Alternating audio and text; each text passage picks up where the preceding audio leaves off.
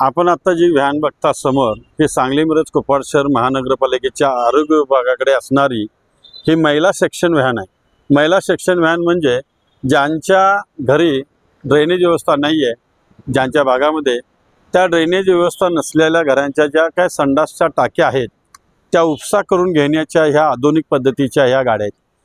ही जी गाडी आहे या गाडीला आपल्याला जो काय फी आहे ते आपल्याला भरावी लागते।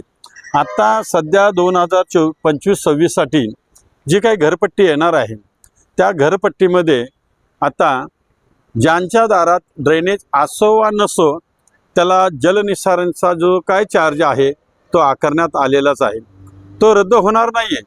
म्हणजे जलनिस्सारणसाठी जो काय कर जाणार आहे तो आपल्या घरपट्टीमधून जाणार आहे।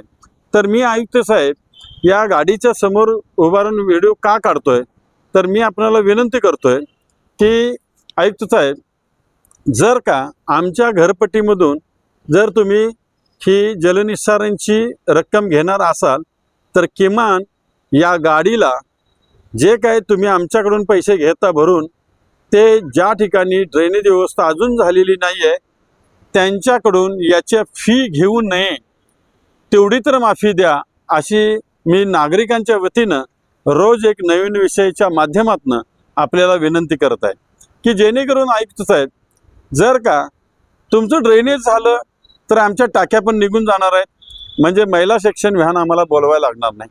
म्हणजे आमचं दोन्ही साईडनं पैसे जाणार आहेत। एक तर घरपट्टीमध्ये तुम्ही घरपट्टीमध्ये जलनिस्सारण कर लावणारच आणि वरनं आणि या गाडीचा खर्च आम्हाला जो लावणार तो लावू नये अशी मी तुम्हाला जनतेच्या वतीनं विनंती करतोय। आपण हा विषय माझा विचारात घ्यावा आणि आपण निर्णय घ्याल अशी अपेक्षा करतो। आयुक्त साहेब धन्यवाद।